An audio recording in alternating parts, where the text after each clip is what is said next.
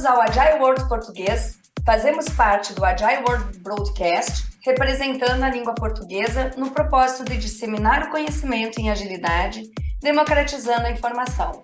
Eu sou Carla Krieger, co-host desse broadcast na versão em português, e no episódio de hoje, que está sendo gravado 31/10, dia do Halloween, vou até pegar meu chapéu de feiticeira aqui, não aparece muito bem com o fundo, mas vou por ele, porque o tema será muito quente. A gente vai falar de Lean Portfolio Management e eu espero aprender novas receitas, poções para esse grande desafio nas organizações, com duas feras que estão do meu lado, Mari Zaparoli, Natália Manha. Bem-vindos ao palco do AWP, um prazer enorme ter vocês duas aqui. Obrigada, Carla. Um prazer enorme estar aqui com vocês, falando desse tema tão interessante, que é a gestão de portfólio enxuta, ou Lean Portfolio Management. E mais prazeroso ainda discutir esse tipo de tema com Natália Manha, e teremos aqui um ótimo momento para conversar um pouquinho.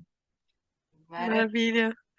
Boa noite. Obrigada, viu, Carla, pelo convite. Entendeu? A Zapa já falou, né? Então, super feliz de estar aqui. Dia das Bruxas, né? Mas a companhia é boa, né? Então, falando sobre portfólio com a Zapa e com você também, né, Carla? Porque você também manda super bem. Eu já vi algumas gravações suas, então, com certeza, vamos trocar ótimas ideias aqui. Muito obrigada mesmo. E eu costumo dizer, bruxas não, feiticeiras, porque a gente é muito boa aqui em receitas e poções. E aí, para começar esse tema, o que vocês poderiam dizer aí, o que seria o Lean Portfolio? Sabe que várias pessoas me perguntam, poxa, eu estou saindo aqui de um PMO tradicional, né? Estou ouvindo falar do Lean Portfolio, o que tem de diferença? A gente não está falando de portfólio, né? O que teria diferença quando a gente fala em uma gestão de portfólio tradicional e o Lean Portfólio? Legal. Bom, eu entendo que quando a gente está falando de uma gestão tradicional, normalmente a gestão de portfólio é uma gestão de portfólio de projetos, né? E sendo uma gestão de projetos, muitas vezes, lógico que não é todas as empresas, né? Mas pelo menos o mais comum é que se olhe para pequenos trabalhos, né, com início, meio, fim, aquela coisa do escopo fixo, cronograma, custo, e aí você começa a entrar em diversos problemas, né? Um é que muitas vezes a necessidade do cliente não se tem muita clareza de quem é o cliente, de qual a necessidade dele. Tendo essa clareza, muitas vezes essa questão do escopo fixo, cronograma, custo, ele precisa ser adaptado, né? Ele precisa ser revisto. E muitas vezes também os gestores ali de projetos, né, que atuam nessa gestão de portfólio, eles acabam não tendo clareza, né, sobre como esses projetos eles impactam nos produtos ou serviços da organização, para poder entender interdependências, para poder falar sobre priorização. Então é aquela coisa, né? Você recebe ali o projeto, entende ele ali naquele tempo determinado, entrega e o trabalho acabou, né? Às vezes passa para uma operação, para uma outra área que vai continuar vendo isso e você não tem tanta clareza sobre a efetividade do que está sendo feito, né? Então, acho que alguns pontos principais. Então, no Lean Portfólio já vem essa ideia de quem é o cliente, de qual é o seu produto ou serviço, de como que você gerencia isso como uma cadeia de valor, né? Olha para esses processos, para o fluxo, dependências, como pode melhorar. E eu vou passar para a Zapa complementar também essas diferenças. Acho que isso é uma boa abordagem, né? Falar mais de cadeia de valor, menos só da execução de um projeto e dos elementos que tradicionalmente são geridos nesta execução, como prazo, custo, tal, e requisito. Acho que uma abordagem lean e enxuta, ela também traz a simplicidade como base. Então, como é que a gente traz para essa proposta de processo de gestão artefatos, conversas, formas mais enxutas de fazer isso? E segundo, ela precisa se encaixar como um elemento de governança da construção de ambientes mais dinâmicos, mais fluidos, mais adaptáveis, portanto, mais ágeis. E nesses ambientes, uma das características que a gente tenta aflorar e desenvolver é a tal da autonomia. Então, uma grande diferença de um processo de gestão de portfólio enxuta para não enxuta, que a gente chama de tradicional às vezes, são as responsabilidades, é onde você gravita a responsabilidade do processo. E isso é muito importante, porque a finalidade pela qual o processo existe muda também. Então, acho que a gente fala de enxuto, enxuto traz a simplicidade, mas acho que tem esse outro elemento por trás, que é a maneira como você usa este elemento de gestão dentro de uma governança que potencializa a autonomia das pessoas e das equipes, e não ao contrário, né? Legal você trazer isso, né, Mari, da governança. Uma coisa que eu normalmente comento, as pessoas dizem, poxa, o ágil você simplesmente faz, né? E eu digo, poxa, você precisa ter uma governança. Eu queria explorar um pouquinho isso, né? Porque se a gente fala que algumas diretrizes mudam, normalmente ela está vinculada à governança. Eu costumo falar muito até de algumas métricas que você muda, né? Algumas questões para que você redirecione. Se vocês puderem falar um pouquinho, né, mais do que seria uma governança enxuta, que está ali como um pilar, né, junto com o portfólio e outras ações Lean, né? Que você possa ter dentro da organização. A governança, eu acho que muitas vezes ela é uma palavra que soa meio pesada aos ouvidos, né? Porque ela soa no universo da restrição. E não quer dizer que não exista algum nível de restrição. Afinal de contas, se a gente trabalha em ambientes coletivos e complexos, chamado de organizações, que têm algum objetivo, você orquestrar esse ambiente para que as pessoas coloquem seus esforços alinhados àquele objetivo é um baita desafio. E ao dizer essa frase, alinhar as pessoas para um objetivo, eu estou restringindo outros caminhos que não levem ao objetivo, ou aquela ambição, aquela estratégia. Então, sim, a governança, ela traz aspectos de restrição, mas é uma restrição que deveria nos levar a um maior alinhamento, então, uma maior convergência dos nossos esforços para potencializar a chegada deste objetivo comum. Então, é como se eu evito dispersar energias para tentar convergir as energias para potencializar ou acelerar ou impulsionar um objetivo que é comum entre as partes ali. Eu acho que o conceito, então, ele tem ali uma certa correlação nos dois mundos, né? Que sim, a restrição ela existe. Eu acho que o que muda bastante é o propósito pelo qual aquela governança existe, como eu comentei, e principalmente como ela é feita. Quais são os agentes daquela governança? Quais são as responsabilidades, os artefatos? O que que a gente usa para governar? E ambientes autônomos, eles deveriam levar a uma gravitação importante nesse conceito, que é você parar de ser passivo no processo, que é uma governança me governa, mas usar a governança para se autogovernar. Porque se a gente quer que os times sejam autônomos e responsáveis, eles também têm dependência a gerir, também têm comunicação a fazer. E aí a governança como instrumento de gestão, ela também deveria servir a essas pessoas, a essas equipes. Mas elas precisam se apropriar dessa responsabilidade de se autogerir, né? Enquanto em ambientes tradicionais, geralmente a gente vai para uma posição passiva, de deixa a governança me governar. E aí o excesso de restrição aparece, né? Esse ponto. Desculpa, Carla. Pode seguir, Esse Nath. ponto esse ponto da Mari, ele é muito interessante, né? Se autogovernar. Porque, como a Mari falou, né? Para você alinhar as pessoas e evitar esses desperdícios de esforços, né? Que não são para atingir o seu objetivo, eu vejo a governança muito também com a questão de boas práticas, né? Então, a gente falou aqui artefatos, papéis e responsabilidades. Como que eu defino essas boas práticas ou esse mínimo também que a gente pode utilizar, né, esses artefatos e papéis, para que isso ajude as pessoas a não ter que toda vez quebrar a cabeça para fazer isso do zero, né? Então, quando você tem essa governança dentro de uma empresa, cada área, produto, né, que é feito ali dentro da empresa, você já consegue entrar com esses artefatos, esses papéis, e você consegue ajudar as pessoas a sair do ponto zero para um ponto, né, de performance muito mais rápido, porque você tem, né, esses direcionamentos, essa forma de trabalho que vai ajudar as pessoas, né, como aí a Mari falou, a se autogovernarem, né? Então, muitas vezes os times procuram a gente porque eles estão com dificuldades, eles têm dificuldades de dar visibilidade, eles têm dificuldades de entender, né, essas dependências, e aí você consegue auxiliar, poxa, tem essa ferramenta, né? Tem essa forma de você fazer, ter esse fórum, ter esse local para discussão de ideias, para apresentação de um produto novo, ter esse grupo de trabalho, né? Como a gente chama lá no PAGS, grupos de trabalho para você discutir as dependências. Então você leva isso e ajuda eles a usar isso para que melhore o trabalho deles, né? Então, acho super importante essa visão, né, da governança, não como restrição ou regra, mas como uma ferramenta para os times, né, para as áreas utilizarem ali e conseguirem fazer o trabalho melhor. Muitas vezes são guardrails, né? Que a gente diz, na verdade, é para você saber ali até onde você pode ter uma autonomia segura, né? Normalmente, quando a gente fala ali do Lean Budget, que é a gente vai falar, acho que daqui a pouquinho, que é um grande desafio, porque a parte, né, de práticas dos times e etc. já é um desafio, mas quando a gente fala, né, da parte financeira ali do budget de uma organização, pelo menos na minha experiência, depois eu vou querer ouvir um pouquinho de vocês aí, tem sido um grande desafio. Mas antes da gente dar sequência, você falou da PAG, né, Natália, e aí, Maria, não sei se você sabe, mas a primeira vez que eu vi uma palestra sua foi no Congresso Brasileiro que teve em São Paulo, do PMI, em 2018. Não sei se você vai lembrar do seu tempo de PAG ainda, né?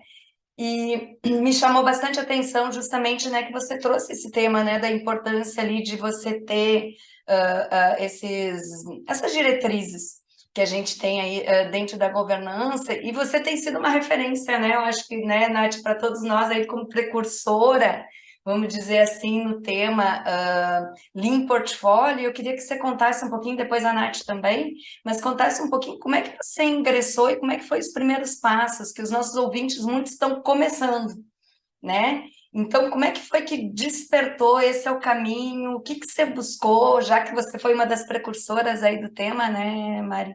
Se puder compartilhar um pouquinho, depois a Nath contar um pouquinho da história dela, como é que foi esses passos iniciais, acho que seria super bacana. Olha, eu comecei pelo desafio que eu assumi no PAG mesmo, né? Que eu fui para lá para criar uma área de gestão de portfólio, dentro de uma governança que a empresa entendia na época que precisava criar. E naquele momento ali, eu não sabia, quando eu fui, eu não sabia como eu ia fazer aquilo, mas eu sabia o que eu não queria daquilo, o que eu tinha vivido de governança, de gestão de portfólio, e que eu tinha certeza que aquilo não agregava valor nem em grandes empresas tradicionais, quanto mais naquele ambiente que era o PagSeguro naquela época, uma fintech, uma empresa mega autônoma, com pessoas super engajadas. Então, eu fui mais com antipadrão como referência do que com alguma ideia de como a gente faria aquilo.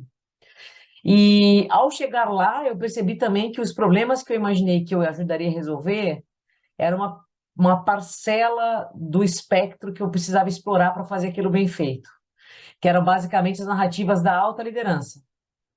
Então, eu fui puxada por um diretor, por o Sandro, que tinha sido meu gestor no banco, e a diretoria tinha dores explícitas ali sobre gestão e precisava criar alguns mecanismos. Já tinha ali uma expectativa de abertura de capital que não era declarada na empresa, mas já se falava sobre na diretoria. Então, o que eles precisavam, eu entendi. E no dia zero, eu achei que era suficiente.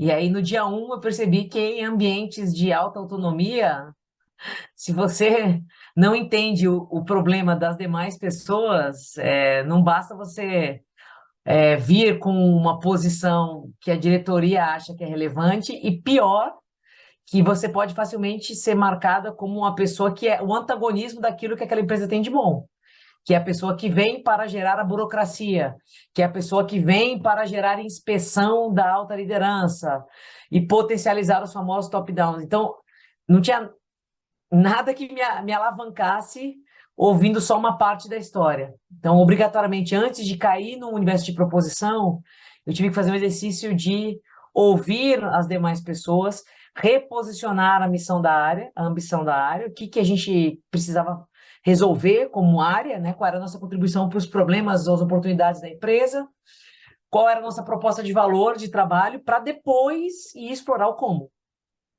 Então, foram alguns meses ali de setup, né? De o que a gente está fazendo aqui, para que a gente serve e que problemas a gente vai resolver. Aí depois, no como, O primeiro passo foi pegar a Kanban como referência. Na época, Flight Levels, que é muito falado hoje do Klaus Leopold e tal, não era falado, não tinha ainda isso. Então a gente pegou o Kanban, o fluxo mesmo de trabalho, né? A gente começou a pilotar algumas formas de trazer gestão visual para a gestão de portfólio mais estratégica, calibrando tanto o fluxo, né? Quais eram os estados do trabalho, como é que a gente trazia aquilo para o nosso linguajar e comunicação rotineira, trazendo elementos visuais para a alta diretoria, também entender o que era cadência, o que era a necessidade de controle de WIP, o que era acabar mais do que sair começando, né? Começa a terminar do que sair. Então, a gente foi usando a gestão visual para trazê-los para a mesma página de conceitos que os times já navegavam, porque o Kanban foi um tema que foi aparecer no UOL, que é o grupo onde o PagSeguro está inserido, em 2007. Eu cheguei no Pag em 2015.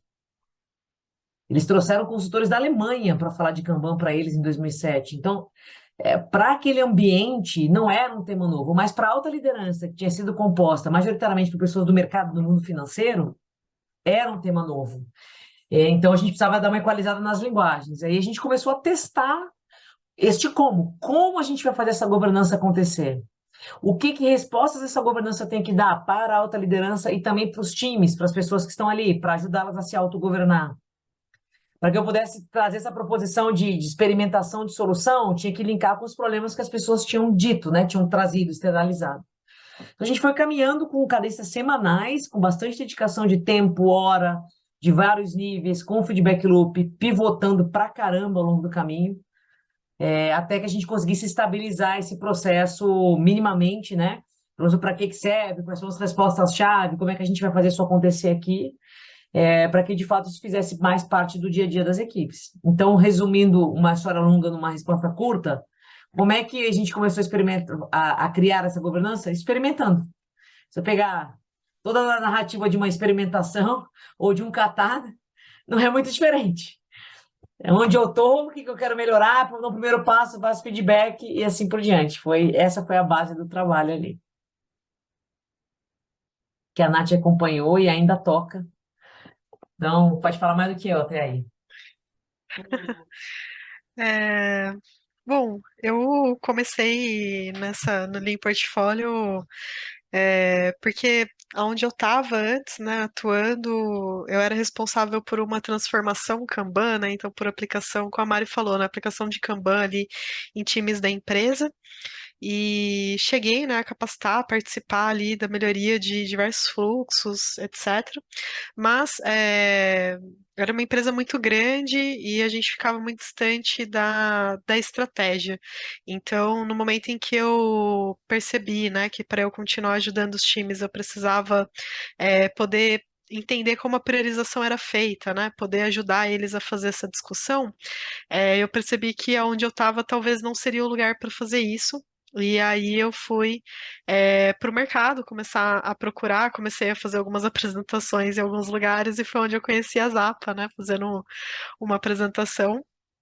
E aí foi bem bacana porque acabou dando super certo, né? Ela estava justamente com esse time de portfólio Agile Coaches e era justamente o que eu estava buscando, né? Poder estar mais próxima da estratégia. Então foi uma coincidência e que deu super certo, e como a Mari falou, né? Eu comecei a atuar ali como Agile Coach, apoiando bastante os times na evolução do Kanban, das métricas, a fazer essa relação, né, entre o trabalho ali dos times com o upstream, e aí finalmente, né, com o impacto desse trabalho ali no portfólio, e com base nesse trabalho, né, que eu fiz ali em 18, 19, em 2020, eu assumi ali a governança de portfólio como gestora, e aí agora, né, 2022 a gente está crescendo, tem não só mais o time de governança, de agilidade, tem também time de inovação, time de desenvolvimento, né, dentro da governança. E aí agora eu tô com os desafios de continuar trabalhando, né, a parte de engajamento dessa cultura dentro de uma grande empresa, né, porque é uma empresa que cresceu muito nos últimos anos, que continuou aumentando ali o número de times de pessoas, e a gente segue com esse desafio de trazendo pessoas do mercado, novas lideranças, né, como que a gente garante que isso segue fluido, né, então tá ali no dia a dia das pessoas. Fantástico. Eu acho que a mensagem que fica é que é uma jornada, né? Na verdade, a gente vê aí no mercado, às vezes, né? Em 6 meses, um ágil escalado, em 6 meses, um next, venha com a gente, vamos transformar, né, a sua empresa aí. Quer dizer, é uma jornada que eu acho que nunca acaba. Não sei se vocês concordam, mas eu entendo até do próprio conceito do Lean, né? Uma melhoria contínua que você vai fazendo aí, passo a passo. E eu queria puxar para 2 temas que vocês trouxeram aí no meio da fala de vocês. Uma delas foi o que é muito forte do Lean do valor, da entrega de valor, e eu acho que é um desafio principalmente de pessoas que às vezes vêm do entregável, né? Ao invés do resultado esperado. Então, se para vocês foi um desafio nessa jornada de vocês conseguir trazer o conceito de valor do que seria para dentro da empresa, né? E se foi, como é que vocês trabalharam isso dentro, né? Ou estão trabalhando isso, onde vocês estão hoje, né? Realmente esse foco na entrega de valor, que nem sempre é tão fácil você tangibilizar. Nesse caso da criação da gestão de portfólio, governança de portfólio do PAG, não foi nem opcional, né? A minha presença foi questionada no dia zero. O primeiro dia que eu pisei lá, as pessoas olharam para mim e falaram: o que você está fazendo aqui? Quem que é você? O que que você está fazendo aqui e para que que serve essa área? Porque os diretores anunciaram que estavam criando uma área de gestão de portfólio, que depois se juntou à agilidade organizacional, e as pessoas não entenderam aquilo, falaram: mas o que está acontecendo aqui? Então, você tem 2 caminhos nessa hora. Ou você força o empurrado, que é pede lá para o CEO dizer que as pessoas têm que falar comigo, pronto, acabou. E a gente sabe onde isso acaba, não parar de pé, além do atrito que você gera. Não tem nada que se crie de uma maneira sustentável na sua essência, feito empurrado desse jeito. E o segundo é falar: caramba, eu preciso explicar no que eu vou servir. Do que essa área vai servir? Vai servir para quê? Por que alguém deveria gastar tempo da sua agenda, do seu dia de trabalho, que trabalho tem de sobra, para conversar comigo, me falar algo, e depois fazer alguma coisa que eu estou dizendo que ela deveria fazer? Se eu não conseguir demonstrar o que é valor, que é para que serve, para mim, valor, a definição que eu uso para falar de valor é para que serve. Para que serve isso? Se você não conseguir demonstrar ou dar um encaixe do para que serve, não tem como institucionalizar nada, né? Porque eu falei: você até pode ir num fluxo empurrado, mas isso aqui no primeiro refluxo morreu, porque não se sustenta, né? Não se sustenta. E um ambiente como era o PagSeguro naquela época, não sustentava mesmo, porque as pessoas ali tinham muita voz, muita voz. As pessoas eram a essência da organização, então elas não faziam as coisas obrigadas, de jeito nenhum. Bacana. É o que eu costumo dizer, né? Antes de você adotar qualquer coisa, né? Seja um Lean Portfólio, seja o tão falado VMO, seja um ágil escalado, seja lá o que for, eu pergunto para quê, né, Mário? Acho que essa é a mensagem que fica. Para que eu estou fazendo isso? Só porque as pessoas estão falando ou eu tenho um objetivo da onde eu quero chegar? Que aí vai para a segunda questão, que foi até a Natália que comentou, da questão da cultura, né? Porque você mesmo falou, se for um fluxo empurrado, não vai sustentar, porque não tem fit cultural, não tem fit ali com a cultura que a empresa tem, né? E hoje não funciona em qualquer cultura você querer empurrar algo e não faz o menor sentido. E aí você começa a ter que trabalhar também com essa outra questão que também é complexa, que é a questão da cultura. E aí, Nath, como você falou um pouquinho, né, aí da questão cultural, se você puder falar um pouquinho aí dos desafios e como é que tem sido, ou o que você tem buscado de prática, enfim, sobre esse tema que eu acho que também não existe, né, nenhum único remédio, né, nenhuma única receita, porque a gente está falando de atitudes, comportamentos, crenças das pessoas, mas se puder compartilhar um pouco da tua experiência aqui com a gente. É, o Acho que a Mari falou um pouquinho de como eles começaram, e eu acho que é o melhor caminho também quando você fala de cultura, que é essa coisa do testar e experimentar. Porque empresas grandes, né?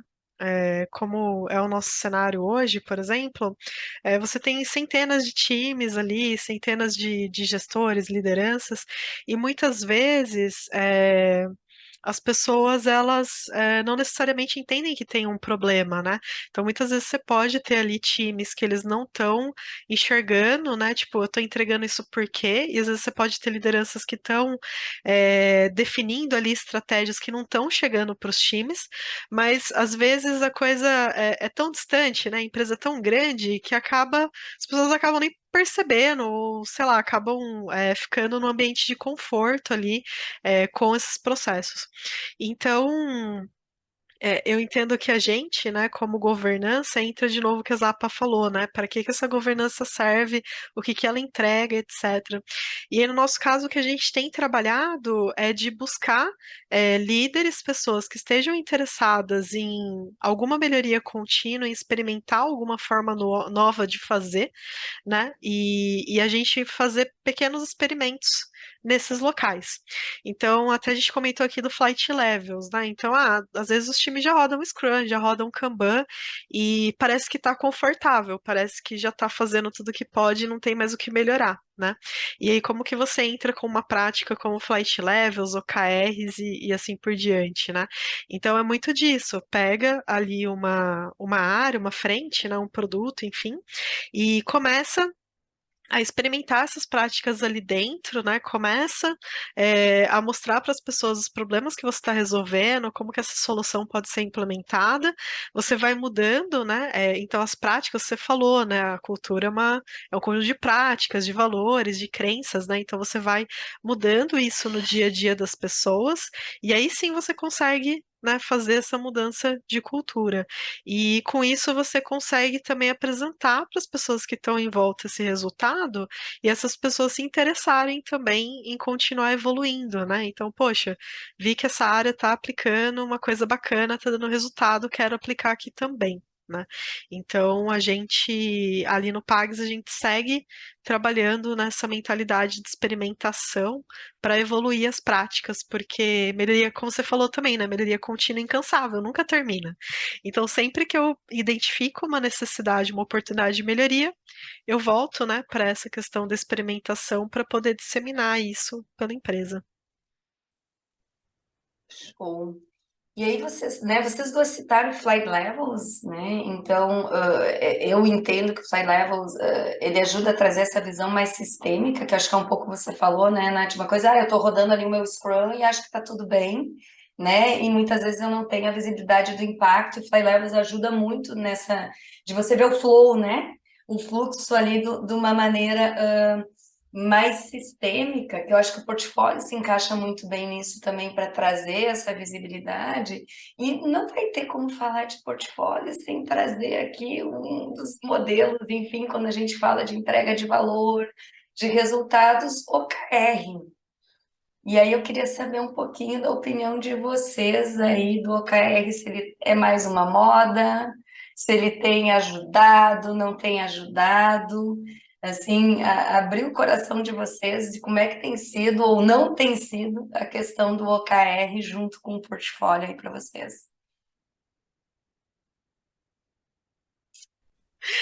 A gente, aqui no Pags, a gente experimentou o uso de OKRs ali em 2018. Não é uma prática fácil de aplicar, porque muitas vezes eu vejo que o pessoal começa pelos times e aí falta, né, essa conexão com a estratégia para poder definir os OKRs, então acaba se trabalhando em melhorias locais, que não necessariamente são a prioridade quando você olha para o sistema. Então, assim, aplicar OKRs em time foi um aprendizado para gente, então é um ponto de atenção, uma coisa para se olhar com muito cuidado, né? Mas também não pode pegar, sair do modelo de departamentos, né, de uma empresa tradicional e fazer, por exemplo, OKR por departamento. Isso também foi um aprendizado que a gente teve, porque acaba fazendo por áreas, né, esses OKRs e acaba também tendo esse problema. Não, mas como que eu alinho? Mas o meu objetivo é esse e o da outra área é outro. E como que a gente faz para alinhar isso, né? Então, essa dúvida. E o OKR justamente é para gerar esse alinhamento. Então, assim, o que eu vejo é que a gente tem tentado caminhar ali no Pags para fazer os OKRs de fato a nível estratégico, né? Então, a nível organizacional. A diretoria ela faz essas definições ali no planejamento estratégico, né?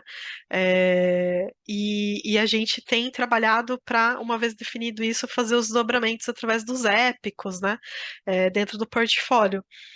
É um aprendizado, não é fácil. Com certeza tem muita coisa para melhorar. Mas eu acho que não tem como não trabalhar com a definição de missão, visão e objetivos claros, né? De onde você quer chegar.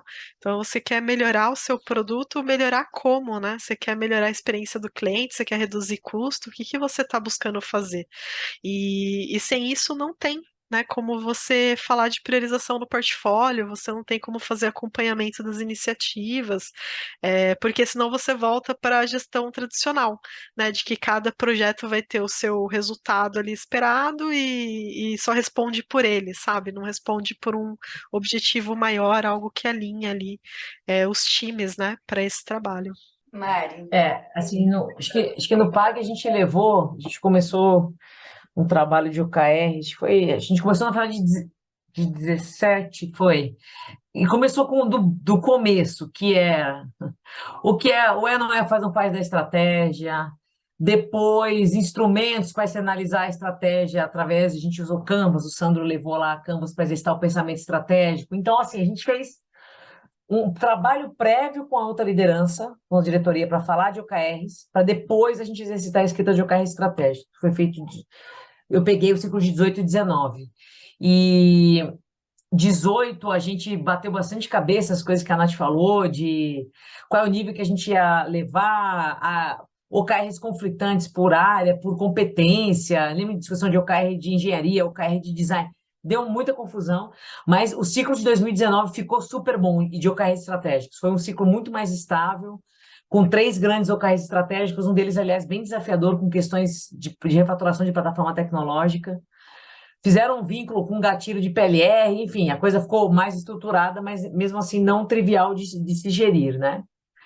É um tema que sempre encontra o portfólio, e o que eu digo é assim, o portfólio bem feito, a gestão de portfólio bem feita, ela dá visibilidade e mecanismos para você entender e gerir o como você vai perseguir aqueles resultados-chave que deveriam levar àquele objetivo. Então, a discussão, majoritariamente, ela deveria vir da estratégia para objetivos, os sensores, que são os resultados-chave. Definido essas ambições de objetivo que eu quero atingir e quais são os ponteiros que eu imagino mexer para chegar lá, eu vou falar em ações. Tá, mas o que nós vamos fazer, então? E essas ações são observadas e geridas por uma boa gestão de portfólio. Como diz o CFC da K21, né? Tem horas que a gente vê o alvo ao tiro, ao invés do tiro ao alvo, pra caramba. Principalmente de início, que calma aí, deixa eu ver tudo que eu falei que eu ia fazer, e agora deixa eu empacotar esse negócio de algum jeito que faça sentido. É o que mais acontece, a zero de jogo. Porque já está no contrato de meta, porque você já disse que faria, e sei lá o quê, né? E aí, a engenharia reversa, apesar de ser reversa, não é o fluxo que você espera, ela também é valorosa, porque quando o Lé não fala com o CRE, não fala mesmo. Não tem magia que faça Lé falar com o CRE. E aí você tem que lidar com aquilo também. Você tem que falar, ui, deu ruim, não consigo achar uma métrica ou mais um objetivo, nem que eu faça 5 parágrafos que explique por que estamos fazendo Lé com CRE. E aí é hora de repensar. Vai terminar as duas coisas? É isso mesmo? Deveria parar? Paciência. Visualizar e perceber quando os caminhos também não se encontram é bom. A gente também tem que olhar a metade cheia do copo, que estou percebendo que realmente a gente não está indo para lados divergentes aqui. E a gente deveria ter maturidade para lidar com isso. Agora, a narrativa ideal, ela não vem do alvo ao tiro. Ela vem, deixa eu entender o que eu quero, depois como é que eu vou medir, como é que eu vou definir os meus sensores ali, e aí o que que eu faço para chegar lá, né? E até porque mesmo que a conversa comece de uma iniciativa, não, a gente deveria criar um aplicativo do PJ, sei lá. Ah, legal, a próxima pergunta é, para quê? O que que a gente quer com o aplicativo do PJ?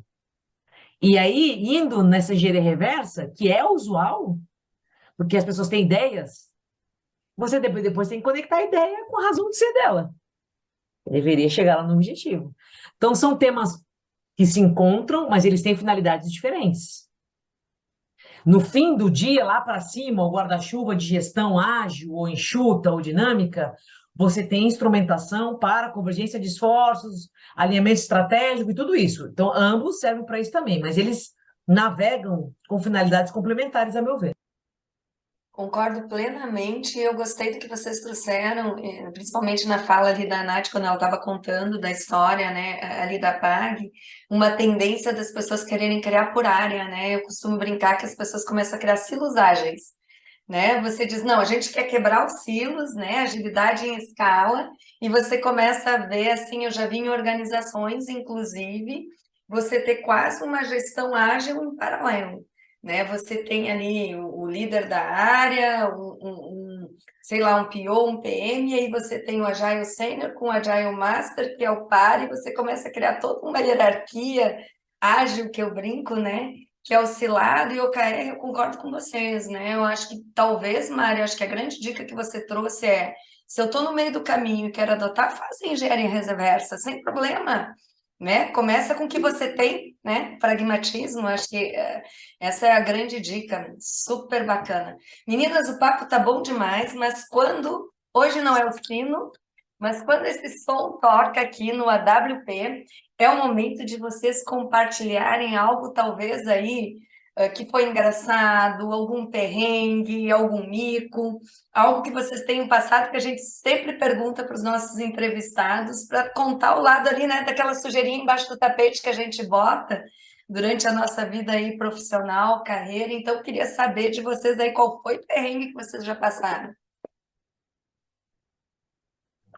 Eu acho que eu posso, para não perder o contexto, já passei vários perrengues, mas nessa história que eu contei de chegada no PAG, a gente, na construção da proposta de valor da área, começou a fazer workshops para explicar para as pessoas o que era o trabalho que essa área se propunha a fazer. Que, aliás, foi uma iniciativa que nos 4 anos que eu tive lá, a gente fez religiosamente todos os meses, sempre atualizando as coisas que a gente trazia de novo no processo, ou no amadurecimento do processo, e depois se tornou parte do onboarding e assim por diante. Mas de início, quando eu cheguei e tomei essa rejeição inicial e vi que as pessoas não estavam entendendo o que a gente estava fazendo lá, e tinha perguntas do tipo, mas o que você vai fazer aqui? Vai gerir projeto? Porque eu tenho um monte de coisa lá no meu backlog, posso te passar tudo. Então, assim, as pessoas, cada um fazia o seu entendimento do que era aquela criação daquele núcleo. Eu montei o material e fui lá falar o que é para a área de gestão de portfólio. E aí, das imagens iniciais que eu botava lá, para tentar ilustrar, é uma pirâmide que até hoje a gente usa, né? Eu vi lá no material da galera, eu também uso referência a pirâmide de portfólio no meio, fazendo a cola, né? E a pirâmide, ela lá em cima tem estratégia, missão, estratégia. E aí, logo na primeira sessão, eu falei, blá, blá, blá, blá, blá, blá, eu estava aí chegando nesse slide, comecei a explicar, e uma pessoa levantou a mão e falou assim, tá, então essa área é para fazer essa cola da estratégia com as coisas que a gente faz no dia a dia, com as priorizações, é isso ou é isso? Aí a pessoa falou, ah, legal, então quer dizer que você conhece a estratégia da empresa?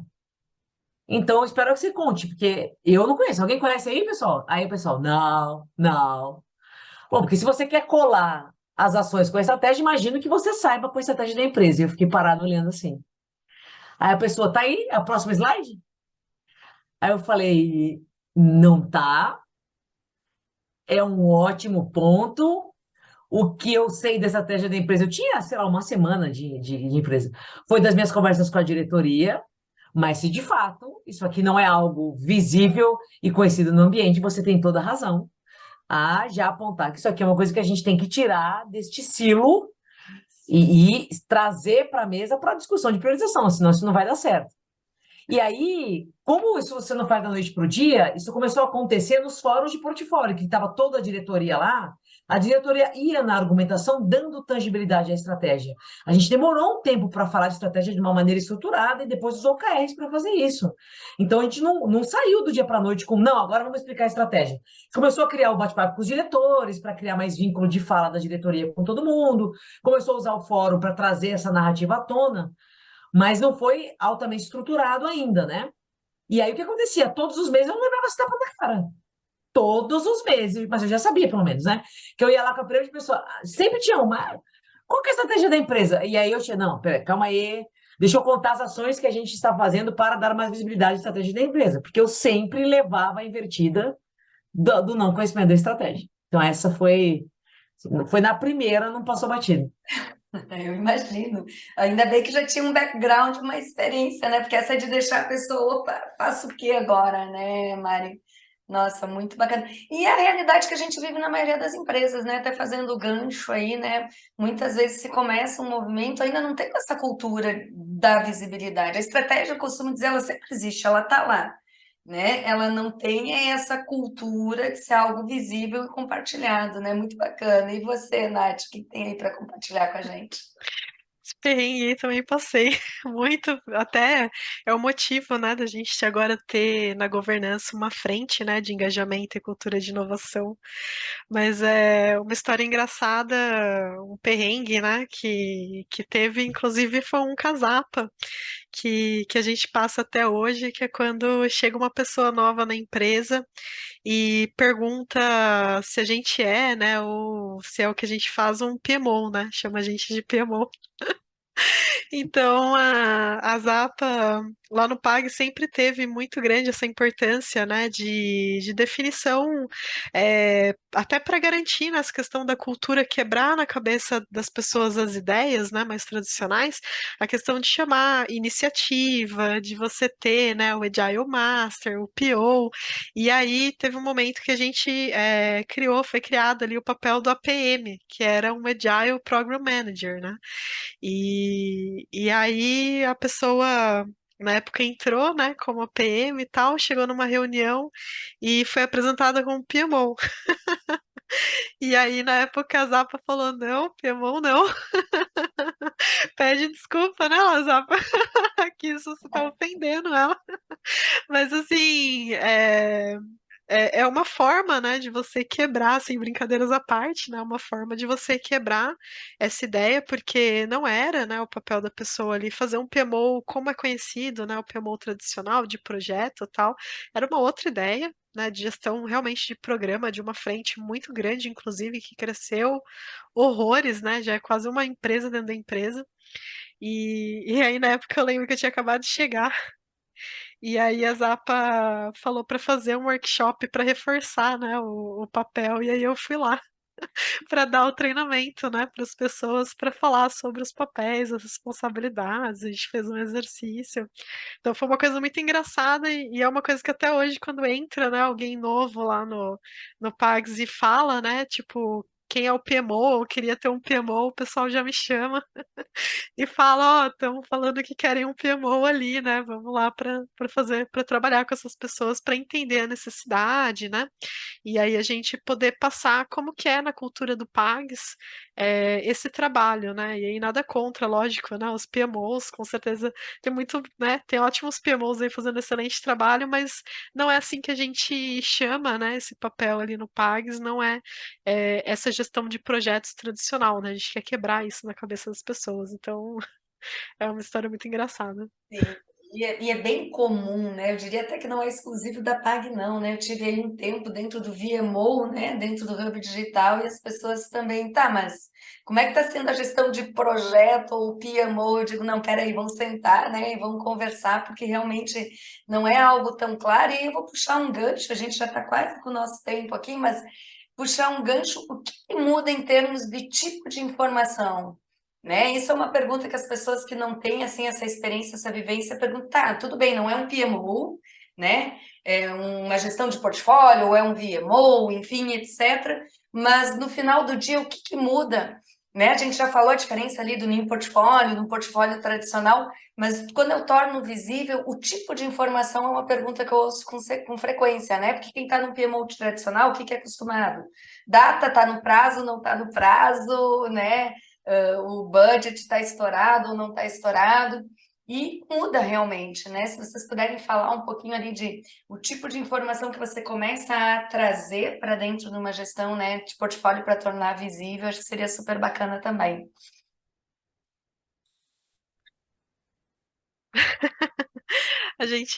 Eu vejo muito, acho que eu comentei aqui nessa questão da visão de cadeia de valor, né, de produto. Eu entendo que essa é a principal mudança, olhar mais do que isso. Não é que você vai deixar de se preocupar com a eficiência, né, do seu fluxo para garantir que se você tem uma iniciativa, né, nova, ela vai ser feita dentro, né, de um tempo, de um escopo, etc. Vai ter. Ele é mais ajustável, né, porque você tem ciclos curtos ali de aprendizado, né, para você mudar ali a rota, fazer os ajustes. Mas, é o além disso, né, acho que é a conexão com a estratégia mesmo, como a Zapa falou, o portfólio faz a cola entre, né, esse tático e o estratégico. Então é mostrar como, as interdependências, né, como essas entregas, elas se conversam para um resultado maior. E aí, se é um produto, o tipo de informação que você tem que ter são os resultados desse produto, né? Você precisa entender qual é o custo, a receita, como que está a satisfação do cliente, né? Como que está a adoção. Aí você começa a falar de métricas, né? De adoção de produto, etc. Então é olhar para tudo isso junto, né? Então, inclusive, quando a gente trabalha, né, os dashboards, o que a gente está tentando fazer é isso, ter nos dashboards ali a visão, né, estratégica desse negócio, desse produto, e aí, quando você cai para o nível tático, você tem um acompanhamento ainda, né, das iniciativas de tipo, olha, como que está a eficiência desse fluxo? Como que está a taxa de saída, né? Como a gente trabalha com o Kanban, a gente fala disso, porque se você quer, né, entregar dentro, né, do escopo, do prazo, mas você não faz isso por isso, né? Você faz isso como? Melhorando o processo, né? Mexendo nas dependências, melhorando esse fluxo. Então, entendo que são essas informações que você tem que ter as diferenças, né, desse tradicional pro Lean. Eu acho que tem esses pontos, mas tem uma coisa que eu tenho conversado até com o time aqui e com nossos clientes, que é assim, no fim do dia, tem algumas perguntas que a gente sempre vai ter que resolver, responder, na verdade, né? A gente, que eu digo, é o processo de gestão de portfólio, não uma pessoa física, né? Mas que esse elemento de gestão se propõe a atuar, que é o que estamos fazendo e se, idealmente, nesse mundo dinâmico e ágil, tem uma informação adicional, que geralmente em meios tradicionais, o que estamos fazendo, alguém mandou, e é uma pergunta sobre a próxima, que é quando acaba, é a segunda pergunta. Primeiro, o que a gente está fazendo, a segunda é quando acaba. Isso não some. No primeiro, a diferença é que a gente deveria entender por que estamos fazendo, com qual finalidade, e não só porque alguém enfiou no meu contrato de metas. Então, tem diferenças fundamentais aqui. Mas o que estamos fazendo e quando acaba, sempre vai aparecer. Uma terceira que a gente precisa inserir nessa narrativa-chave é o que eu não estou fazendo. O que eu não estou fazendo?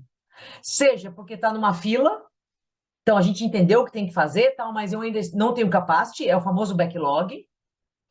Ou, idealmente, aquilo que a gente entendeu que não vai ser feito agora, nesse trimestre, nesse semestre, nesse ano. Que é uma coisa que a gente não vai matar, porque em algum momento pode fazer sentido, mas é o famoso despriorizado. Não, a gente não vai fazer isso agora. Vai fazer quando? Eu ainda não sei. Talvez se eu olhar aqui na minha foto, parece que daqui 3 trimestres rola. Sei. Mas é o despriorizado. Isso que a gente não vai fazer agora. A gente pouco fala sobre isso, ou não fala sobre isso, e a gente precisa falar sobre isso. Então, o que eu não estou fazendo também deveria entrar na pauta, né? Então, o que eu estou fazendo, quando é que acaba e o que eu não estou fazendo. Por alguma razão, ou porque eu não tenho capacity agora, ou porque a gente acordou ou entendeu que não é aquilo que vai ser feito nesse momento. Porque se eu não falo sobre o que eu ainda não estou fazendo, principalmente, que é aquilo que eu entendo que tem que ser feito, mas ainda não comecei, quando vier a bendita conversa da repriorização, eu vou vou tomar uma decisão ruim. Porque não é só sobre o que eu estou fazendo agora, é sobre o dominó inteiro, né? Então, se eu decido interromper o que eu estou fazendo agora, eu não vou terminar isso que a gente achava que ia terminar. Então, isso é o próximo que eu vou fazer depois. Ah, é? Tá, e aquele próximo do próximo?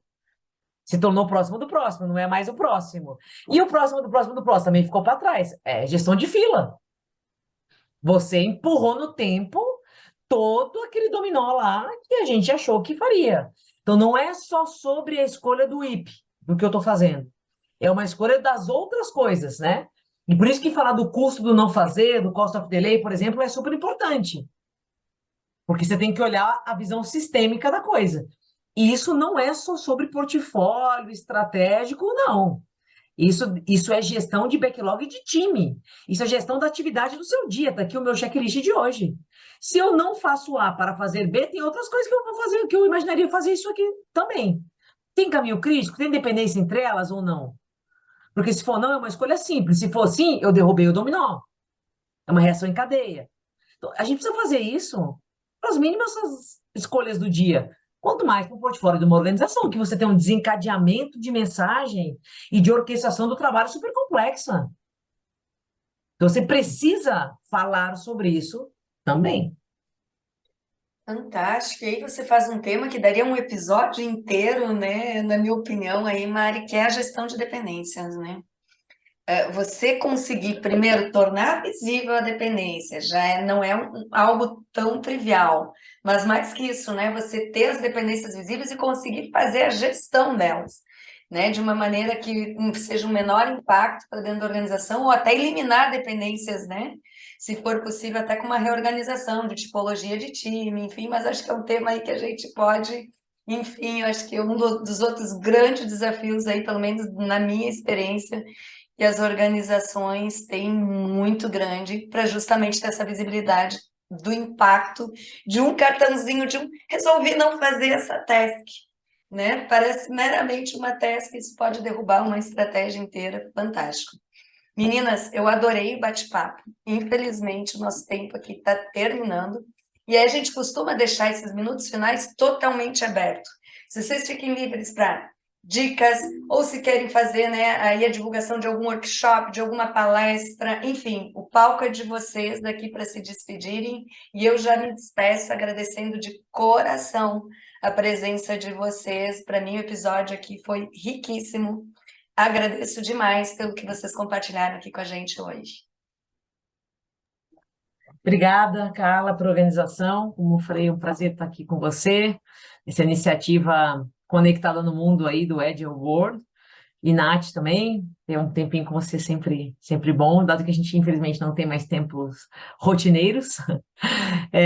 Deixo aqui uma indicação do meu site, que é o marisaparoli.com, que é um hub de conteúdo, bastante desorganizado ainda, que queria fazer uns clusters de conteúdo ali, tipo o que a Thaís Rigolon fez, aí o que eu fiz, copiei o dela no meu, mas coloquei lá, @Thaís Rigolon. Mas ali tem bastante conteúdo que, não só as coisas que eu produzo, mas muitos conteúdos que eu consumi e recomendo para as pessoas. Acho que a recomendação final é sempre as pessoas usarem essas fontes de informação, como podcasts, as comunidades e tal, para se abastecer, né? Os nossos temas desse mundo digital de tecnologia são muito voláteis. Muita gente experimentando coisas variadas, então nos enriquece muito, abre muito a nossa capacidade de achar possibilidade de solução para os problemas que a gente enfrenta quando a gente troca, quando a gente ouve. Então, a minha recomendação é aproveitem, tem tanto conteúdo gratuito por aí, tanta comunidade fazendo troca, que podemos fazer curso, sem dúvida, podemos tirar certificação, sem dúvida, mas a informação está aí, a gente tem a possibilidade de consumir. Legal. Agradecer também pelo convite, né? E deixar o meu LinkedIn para quem quiser dar uma olhada. Também os meus conteúdos estão lá, tem várias postagens. É, e reforçar, né, o que a Mari falou, essa questão das comunidades. A gente tem aqui no interior, a gente voltou com o Link Off Campinas e região, né? Os eventos presenciais. Então, para quem estiver aqui na região, acompanhar. E para quem acessar meu LinkedIn, pode dar uma olhada também no meu livro, ali sobre equipes virtuais ágeis, né? Falando um pouquinho de agilidade. Eu tenho um segundo livro que está no forno ainda, falando sobre governança ágil, que também já tem alguns conteúdos disponibilizados e em breve espero concluir ele. Ô, Nath, A fica Nath aberto aqui para você falar quando lançar do livro, contar um pouquinho mais aí de um tema tão relevante. Desculpa, Mari, te interrompi, hein? imagina. Não, a Nath é escritora real de livro, então fica aí as dicas. O livro de times remotos é bem famoso, agora está saindo mais um de gestão aí. Eu não cheguei lá, só o que eu fiz foi revisar a tradução de livros que a outra pessoa escreveu. Mas recomendo também, que é os livros da Bain. Agora, esse eu não trabalhei na tradução, mas tem um livro super bom que saiu esse ano do NPS 3.0, falando sobre métricas de experiência do cliente, de sócios da Bain. A Bain criou o NPS, né, o método da Bain. Então, esse é um livro super legal que lançaram em português, mas o que eu trabalhei na tradução foi o Ágil do Jeito Certo, escrito por sócios também da Bain, um livro super interessante de gestão de ambientes ágeis, com muito case prático, recomendo bastante também. Fantásticos. Meninas, valeu e finalizo com a nossa frase de sempre. Bora agilizar o mundo? Beijo, até a próxima.